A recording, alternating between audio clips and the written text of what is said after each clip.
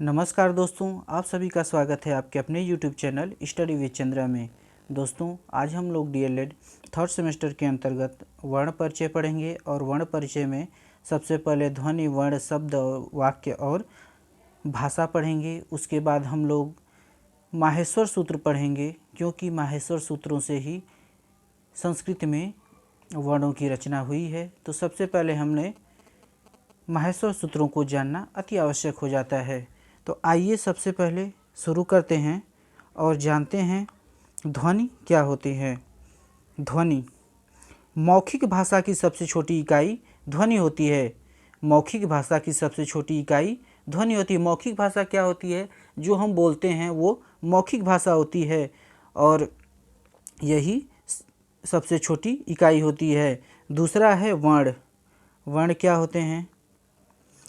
लिखित भाषा की सबसे छोटी इकाई अथवा जिन ध्वनियों को संकेत का रूप दे देते हैं वर्ण कहलाते हैं। वही जो हम बोले उसको अगर हम लिख दें किसी संकेतों द्वारा तो वही वर्ण हो जाता है। वर्ण के बाद आते हैं शब्द पे। शब्द क्या होते हैं? शब्द वर्णों के सार्थक रूप को शब्द कहते हैं। जैसे क, म और ल, तीन वर्ण मिला दिए हमने, क, म, ल, तो एक सार्थक बन गया कमल, जिसका अर्थ है, इसीलिए यह शब्द कहलाएगा। अगर हम सिर्फ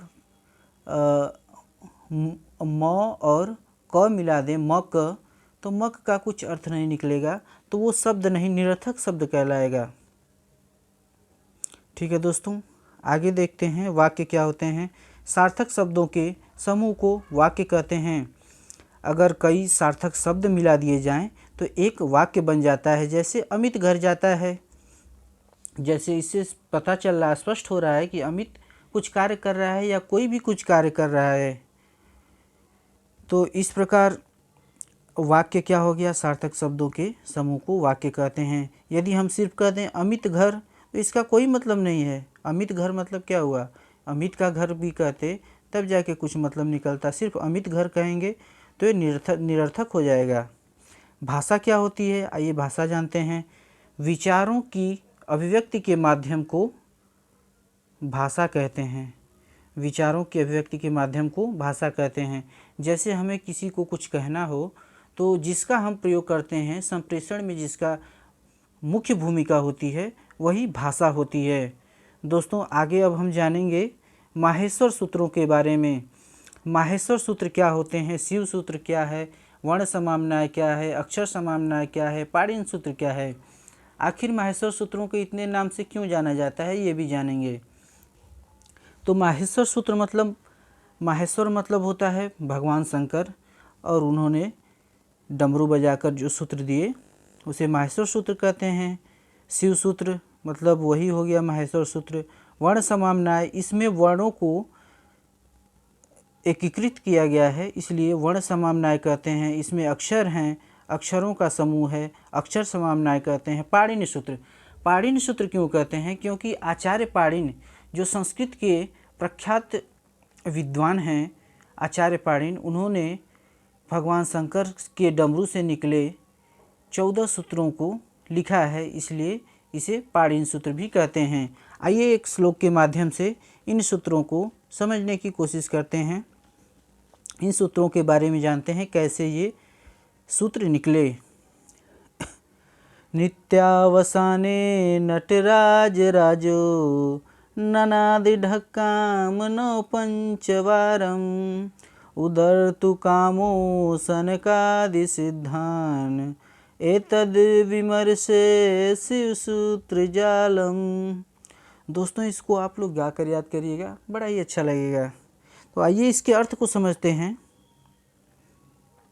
अर्थ इसका क्या हो जाएगा? नित्यावसाने नटराज राजो, अर्थात नित्यावसाने मतलब नृत्य के अवसान में, नृत्य की मुद्रा में नटराज राजो अर्थात भगवान शंकर नटराज। ननादि ढक्काम नौ पंचबारम, ननाद मतलब बजाए, ढक्काम मतलब डमरू, नौ पंचबारम, 9 और 5 बार अर्थात 14 बार। अर्थात नृत्य के अवसान में भगवान शंकर 14 बार डमरू बजाए। क्यों बजाए उधर तु कामो सनकादि सिद्धान एतद विमर्शे शिवसूत्र जालम। सनकादि ऋषियों के भले के लिए नटराज ने 14 बार डमरू बजाया, जिसे शिवसूत्र कहते हैं, और आचार्य पाणिनि ने इसे लिखा। संस्कृत भाषा का व्याकरण उसकी ध्वनियों को केंद्र में रखते हुए विकसित हुआ है। संस्कृत का मान्य व्याकरण आचार्य पाणिनि के सूत्रबद्ध नियमों पर आधारित है। इन सूत्रों में व्याकरण की सभी बारीकियां संक्षिप्त रूप में निहित हैं। विभिन्न स्वर एवं व्यंजन ध्वनियों को सूत्रों में संक्षिप्त तौर पर इंगित करने के लिए महर्षि पाणिनि ने इन ध्वनियों को वर्गीकृत करते हुए 14 मौलिक सूत्रों की रचना की है, जिन्हें माहेश्वर सूत्र कहा गया है। तो दोस्तों, इसके बाद हम देखेंगे माहेश्वर सूत्र कौन कौन से हैं, और इसको सबसे पहले पढ़ लेते हैं 14 माहेश्वर सूत्रों को कि कौन कौन से माहेश्वर सूत्र हैं। उसके बाद एक एक माहेश्वर सूत्र के बारे में जानेंगे, किसमें अच है, किसमें हल है। स्वरों को संस्कृत में अच कहते हैं, व्यंजनों को हल कहते हैं। तो आचार्य पाणिनि ने किस प्रकार से वैज्ञानिक ढंग से इन माहेश्वर सूत्रों को सजाया है, उसकी बारीकियों को आज हम देखेंगे। तो सबसे पहले पढ़ लेते हैं माहेश्वर सूत्रों को।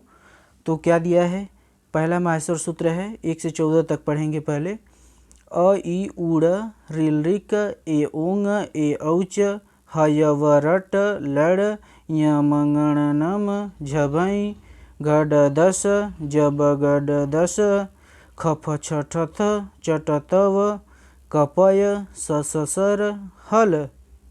एक बार और पढ़ते हैं।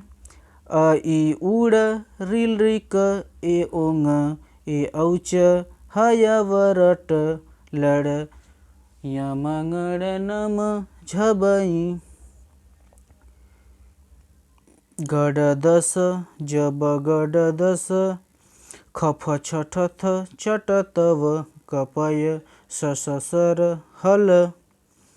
दोस्तों, आइए अब हम इसको जानते हैं कैसे कैसे विभाजित किया है आचार्य पाणिनि ने हल और अच को। तो 1 से 4 तक जो सूत्र हैं, अ इ उड़ ऋल ऋक ए ओंग ए औच, इसमें 1 से 4 तक के सूत्रों में अच की बात की गई है। अच कितने होते हैं, सबसे पहले नोट में थोड़ा सा देख लेते हैं। नोट में क्या दिया हुआ है, जिन वर्णों में हलंत लगा हो उनको नहीं गिनते, क्योंकि इत संज्ञक वर्णों का लोप हो जाता है। कैसे लोप हो जाता है, तो इसके लिए वर्तिका लिखी गई है। इसी के कारण इसका जो आखिरी में वर्ण है जिसमें हलंत लगे हैं उसका लोप हो जाता है। तो अच कितने हो गए, अ इ उ ऋल ऋ ए ओ ऐ औ। तो गिन लेंगे, 3 पहले में, 2 दूसरे में, फिर 2, अर्थात 9। अचों की संख्या संस्कृत में 9 होती है। आइए अब हम जानते हैं अगला सूत्र, सूत्र नंबर 5 और 6 के बारे में। तो सूत्र नंबर 5 है हयवरट लड़। तो इसमें जो अंतिम वर्ण है हलंत वर्ण उसको छोड़ देंगे। तो 5वें और 6वें में अंतस्थ व्यंजनों की बात की गई है। अंतस्थ व्यंजन क्या हैं, हय व र और ल, इतने हैं अंतस्थ व्यंजन, 5 अंतस्थ व्यंजन हैं। उसके बाद है य म ङ ड़ न म, इसे अनुनासिक या पंचमाक्षर कहते हैं। पंचमाक्षर कैसे कहते हैं और अनुनासिक कैसे कहते हैं। अनुनासिक इसलिए कहते हैं कि इन व्यंजनों को बोलने में नासिका का सहारा लिया जाता है। नासिका अर्थात नाक का। जैसे इसको बोलेंगे तो नाक से बोलेंगे तभी इसका वास्तविक उच्चारण माना जाएगा। य म ङ ड़ न म। पंचमाक्षर क्यों कहते हैं, क्योंकि व्यंजनों और व्यंजनों में ये 5वें स्थान पे आते हैं। जैसे व्यंजनों को वर्गों में बांटा गया है, कुचु टू तु पू 5 वर्ग होते हैं। तो उसमें जो 5वां अक्षर होता है, जैसे क ख ग घ ङ च छ ज झ ञ, तो 5वां है ङ य।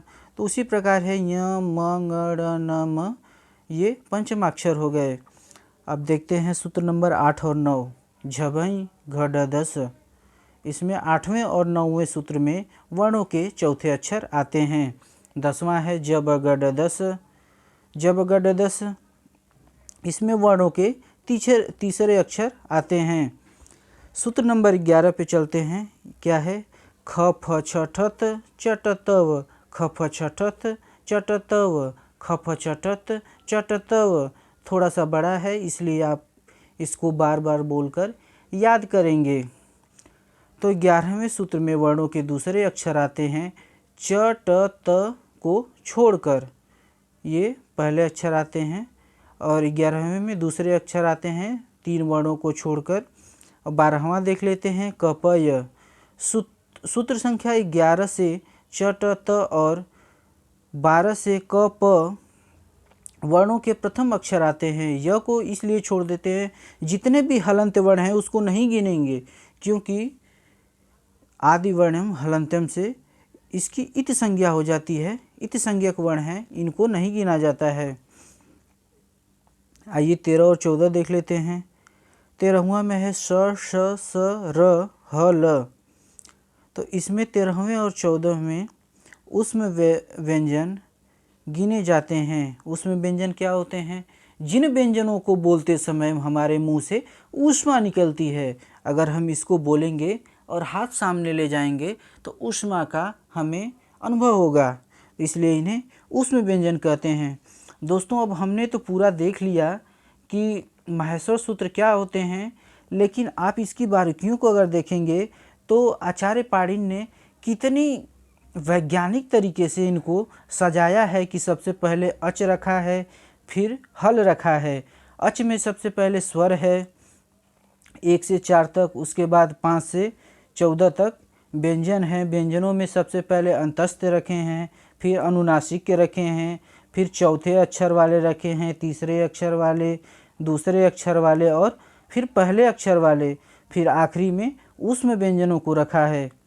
तो देखिए किस प्रकार से एक क्रम से सजाया हुआ है आचार्य पाणिनि ने। आइए नोट में क्या लिखा है देखते हैं। नोट: सूत्र एक संख्या 1 से 4 तक अच हैं और 5 से 14 तक हल हैं। वही अच मतलब स्वर, हल मतलब व्यंजन। इन्हीं सूत्रों को मिलाने से प्रत्याहार की रचना होती है। यदि इत संज्ञक वर्णों से आदि वर्ण मिल जाएं, इत संज्ञक मतलब जिसमें जिन वर्णों की इत संज्ञा मतलब जो वर्ण नहीं गिने जाते थे माहेश्वर सूत्रों में, जो आखिरी में आते थे, जिनमें हलंत लगा होता था, उन्हें ही इत संज्ञक वर्ण कहते हैं। तो जो नहीं गिने जाते थे और वर्णों के प्रथम अक्षर को मिला देंगे तो प्रत्याहार की रचना होगी। जैसे हमने कहा था कि अच हल, अच कैसे बना, तो सबसे पहले हम लोगों ने माहेश्वर सूत्र में पढ़ा था अयूड़ ऋलिक यौंग ए औच। तो इन 4 सूत्रों में सबसे पहले में से अ ले लेंगे और आखिरी से इत संज्ञक वर्ण। इसमें क्या दिया है?